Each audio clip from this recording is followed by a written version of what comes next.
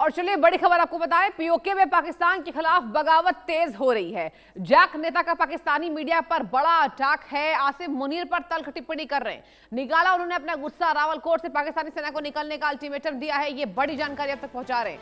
15 जुलाई को आजादी के ऐलान का दावा है दर्शकों। पीओके में आईएसआई के प्रॉक्सी नेटवर्क पर भी ये बड़ा खुलासा हुआ है।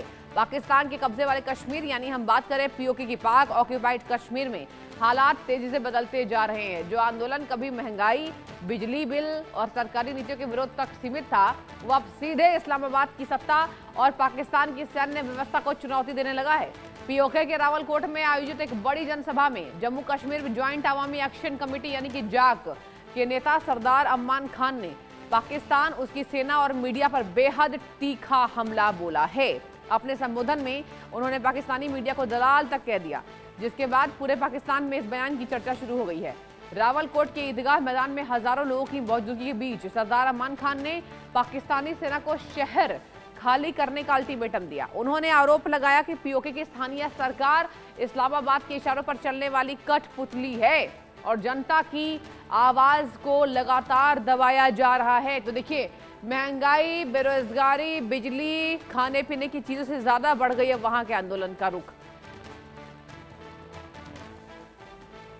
और अब देखना यह होगा कि पाकिस्तान की सरकार कैसे संभालती है इन लोगों को। पाक ऑक्यूपाइड कश्मीर की जनता में आक्रोश है और इवन मीडिया को तो उन्होंने दलाल तक कह दिया कि पाकिस्तानी सरकार की दलाल है। पाकिस्तान की मीडिया कुछ नहीं दिखा रही है, सच्चाई से पीछे भाग रहे हैं ये लोग। और आपको बताएं कि अब आतंकवादी बताने की कोशिश कर रही है वहां की जनता को, जबकि उनका आंदोलन नागरिक अधिकारों और राजनीतिक स्वायत्तता के लिए है। सूत्र के अनुसार पीओके में बढ़ता जनाक्रोश पाकिस्तान के लिए नई चुनौती बनता जा रहा है। आर्थिक संकट, बढ़ती महंगाई, बिजली के भारी बिल और सब्सिडी खत्म होने से जनता पहले से ही बेहाल है, नाराज है। अब यह असंतोष राजनीतिक रूप लेता नजर आ रहा है दर्शकों। प्रदर्शनकारियों का आरोप यह है कि पाकिस्तान ने वर्षों तक इस क्षेत्र का इस्तेमाल अपने रणनीतिक हितों और प्रॉक्सी नेटवर्क के लिए किया है, लेकिन स्थानीय लोगों को बुनियादी अधिकार तक नहीं मिले। रिपोर्ट में यह भी दावा किया जा रहा है कि 15 जुलाई को कुछ संगठन पाकिस्तान से आजादी को लेकर बड़ा ऐलान कर सकते हैं। हालांकि इन दावों की स्वतंत्र पुष्टि हम नहीं करेंगे, लेकिन इतना जरूर है कि पीओके में जिस तरह हालात है, पाकिस्तानी विरोधी आवाजें खुलकर सामने आ रही है, उसने इस्लामाबाद की चिंता बढ़ा दी है।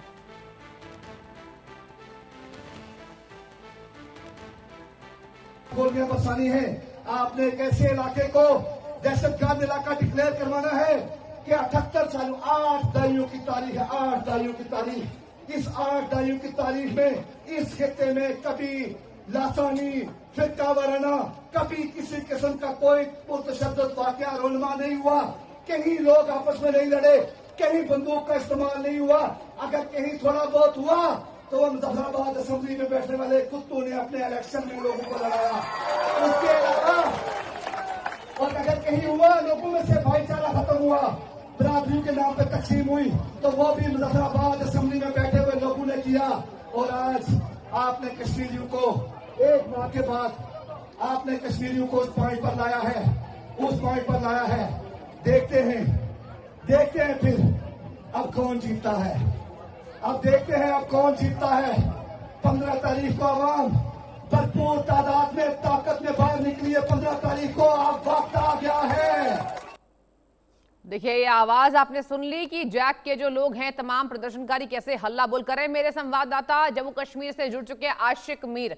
आशिक, जैक के लोगों की प्रतिक्रिया ये दिखा रही है कि अब नॉर्मल आंदोलन नहीं रहा, सामान्य ये आंदोलन नहीं रहा है। आशिक, क्या बड़ा ऐलान हो सकता है, क्या बताएंगे आज हमें? देखिए सृष्टि, बिल्कुल लगातार जिस तरह से बीते 1 महीने से ज्यादा वक्त से पीओके में लगातार प्रदर्शन जो है वो काफी ज्यादा तूल पकड़ रहा है। और अभी तक अगर हम इस प्रोटेस्ट की बात करें, कई सारे लोगों को मारा भी गया है। कल की ही वार की अगर हम बात करें, 2 प्रोटेस्टर्स पर फायरिंग की गई, जिसके बाद जो है अब ये प्रोटेस्ट जो है उग्र होता हुआ नजर आ रहा है। लगातार जेएसीसी के जो लीडर्स हैं उनकी तरफ से पाकिस्तान की सेना और पाकिस्तान की सरकार के खिलाफ जो है मोर्चा जो है वो खुला है। और इस तरह के प्रोटेस्ट जो है अलग अलग शहरों में हो रहे हैं।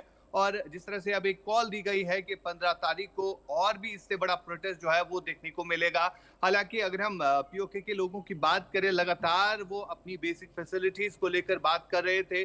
जो उनको राइट्स नहीं दे रहा है पाकिस्तान, उन राइट्स के ऊपर बात हो रही थी, लेकिन पाकिस्तान जो है वो सुन नहीं रहा है, बल्कि फोर्स का इस्तेमाल जो है वहां पर कर रहे हैं। और अभी जो अगर हम बात करें तो लगातार ये प्रोटेस्ट जो है काफी ज्यादा वायलेंट हो सकते हैं, क्योंकि इससे पहले भी देखा गया है कई सारे लोगों को मारा भी गया है। हालांकि अभी भी कुछ ऐसे लीडर्स जो है उनको जेलों में बंद रखा गया है, जो अगर हम पीओके की बात करें तो इसको रिप्रेजेंट भी करते थे, लेकिन लगातार वहां पर कदगने लगाई जा रही है और जो राशन जो सप्लाई डिपो है उसको भी रोका गया है, जिसके चलते अब ये प्रोटेस्ट जो है काफी ज्यादा बढ़ चुके हैं। बिल्कुल, और यानी कि अब राशन पानी भी पाकिस्तान की सरकार ने बंद कर दिया। मतलब राशन पानी रोक दो और उनके आंदोलन को रोक दो। लेकिन आशिक, आप देखिए ये जो रूप है पाकिस्तान के खिलाफ जैक का, पूरे पीओके की जनता का, ये केवल आटे और दाल चावल के लिए नहीं टिका हुआ था। मुझे ऐसा लगता है कि अब आंदोलन और तेज होगा और पाकिस्तान को ये साफ कह रहे हैं कि आपको जो करना है कर लो, हम पीछे नहीं हटेंगे।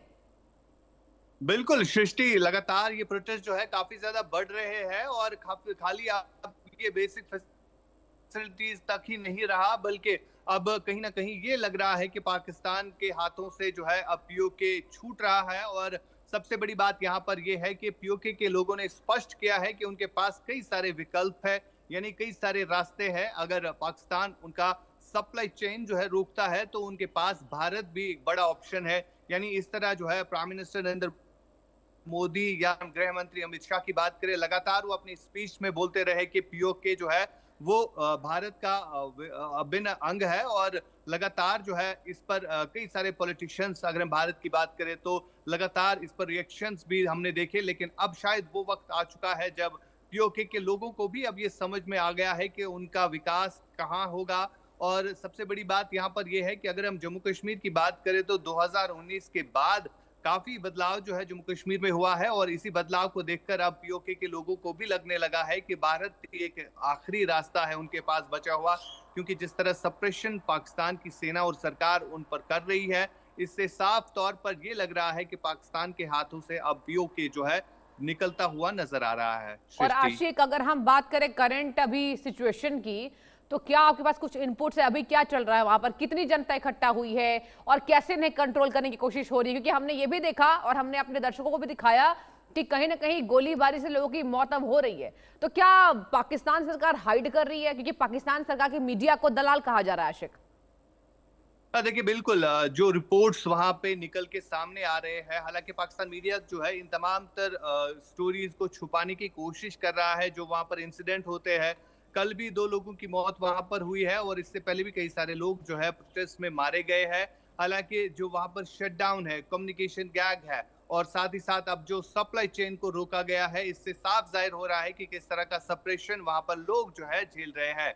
हालांकि अगर हम बात करें, मीडिया एक अहम रोल निभाता है, लेकिन मीडिया जो है यहाँ पर अब साफ तौर पर दिख रहा है कि इन बातों को छुपा रहा है, इन इंसिडेंट्स को रिपोर्ट नहीं कर रहा है, जिसके चलते अब जो कुछ वहां पर मीडिया पर्सन्स चलिए ठीक है आशिक, आप सुनिए, नजर बना के है। रखिएगा इस बड़ी खबर पर। बहुत शुक्रिया आपका तमाम जानकारी हम तक साझा करने के लिए। और चलिए बढ़ते आगे। कुल्लू में बारिश से जनजीवन बुरी तरह प्रभावित है दर्शकों। जी हाँ, 91 सड़कें बंद हैं। NH3 पर यातायात